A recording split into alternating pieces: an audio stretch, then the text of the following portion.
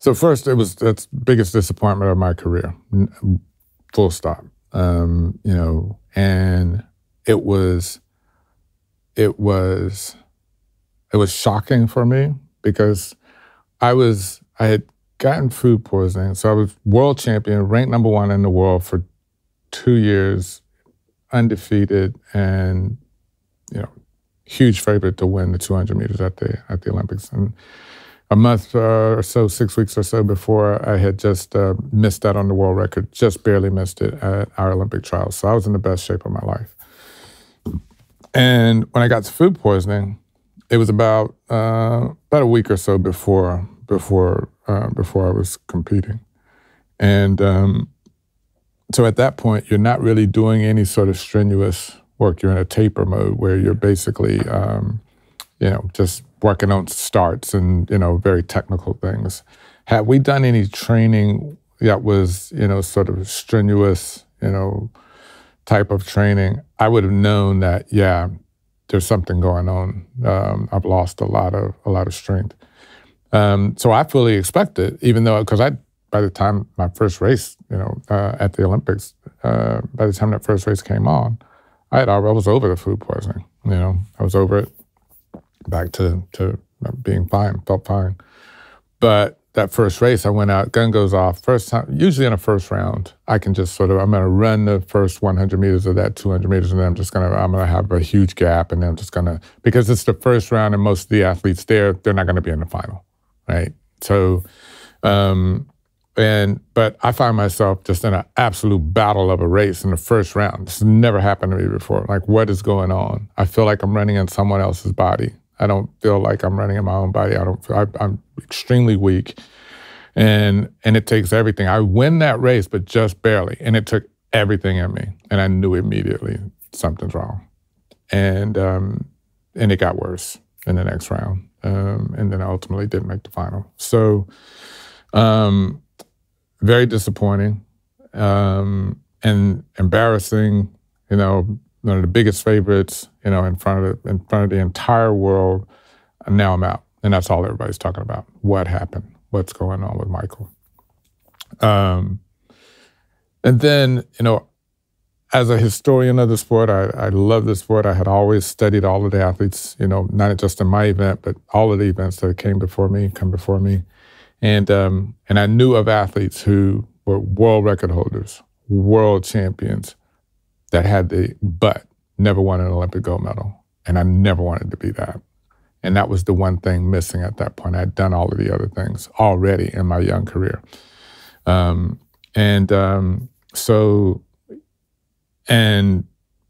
one thing as an Olympic athlete, because the Olympics is, it's every 4 years, not every year, it's every 4 years, you may never get back there.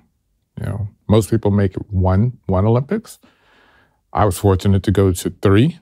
But that's rare, and especially as an American, where it's really difficult, sometimes more difficult to make our team than to actually win the Olympics. So that was obvious immediate. So was there some fear at that point? Absolutely. There's fear of that I may not get back here. This may have been my one shot. There's fear that what does this mean for my career going forward? So I was really disappointed. I allowed myself to be disappointed. I didn't try to act like, oh, it's fine, doesn't matter. I was really disappointed. I think the thing that allowed me, so there were some moments where I started to question myself, question my talent, because, if you look at it from one perspective, I was a world champion. I was the best in the world. It's all I've known my professional career. From the moment I left college and became a professional, I was the best, not only in the 200 meters, in the 400 meters, and making history right away. So for that, this was my 3rd year as a professional. For that 3 years and up to that point, my whole reputation was I just win everything, and I win big. And I'm unbeatable. That was my reputation. So now that I'm no longer the champion, I'm no longer the best, I'm no longer, this unbeatable And then what am I? The aura is gone. Yeah. What if one box could change your running life?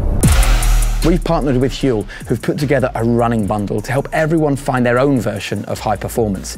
It includes 8 Black Edition ready to drink, 8 Huel complete nutrition protein bars, 6 daily A to Z vitamin drinks, a free t-shirt, some running socks, and an extended trial on the Runner app. It's the perfect bundle to get you started on your running journey. So don't miss out. Grab your Huel running bundle worth over £100 at huel.com/running by clicking the link in the description. So what am I then, And so that was a really interesting period for me. This is probably, so I remember, a few weeks after the Olympics, I'm home and sort of I shut it down for the rest of the season. And I'm just really disappointed and just kind of trying to figure out, where do I go from here? So yeah, and I'm thinking about that. And yeah, I'm starting to doubt myself. But I've always been a realist, like brutally real with myself. And as I started thinking, I was just at home by myself one day and I was thinking about, okay, well, next season, what's that gonna look like? World Championships coming up and, full season next year, what's that gonna look like? And the reality, as I started thinking about, well, what's that gonna look like is I'm gonna be racing against all of those guys that won the medals, the gold medals, silver medalists, bronze medalists. I'm gonna be racing against those guys. These are the same guys I've been racing against for the last 2 years. Every time I raced them, I beat them, except this one time.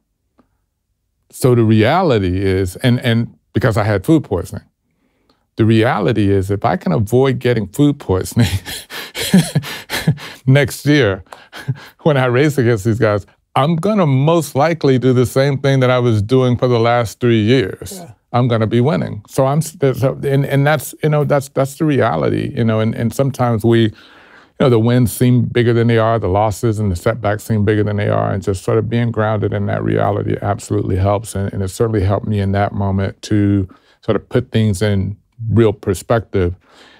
But it helped to also allow myself to go through that period of being really disappointed and sad and scared and angry and all of those things to then get to the point where, all right, let's get on with it. I like the description you have of you're brutally realistic with yourself. I'd love you to share with us the kind of questions you ask yourself or how we could all get to that point, because it kind of I guess it sounds like you're just really honest with yourself.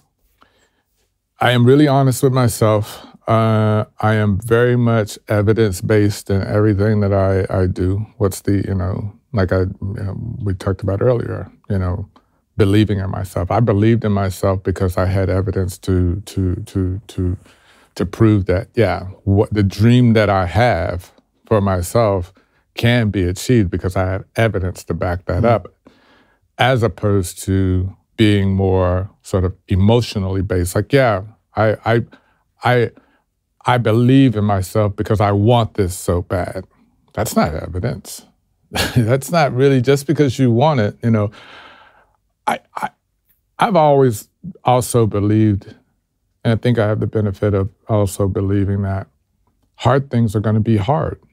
It's not easy to become Olympic champion. It's not easy to become the best in the world. It's not easy to even become a professional. One of the things that makes it so great and so desirable is that not everybody can have it.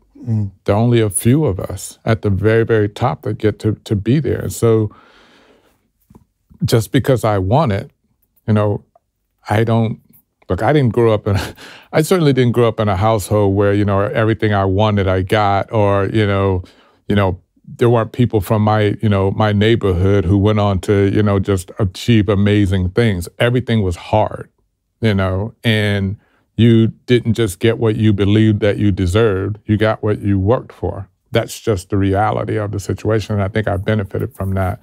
And so, I didn't expect any of these things to be hard, to be easier. I expect them to be hard. And so that sort of being real with yourself is looking for evidence to, beyond just the emotional sort of, I want it, and I believe that I should be there, or I believe I deserve it. Doesn't matter. The success doesn't really care about what you believe you deserve. And it's hard. So, for me, being really brutally honest and realistic with myself is, asking those hard questions around, why do you believe that? Why should you? Why do you deserve this? More so than anyone else. Try that. Think about, why you?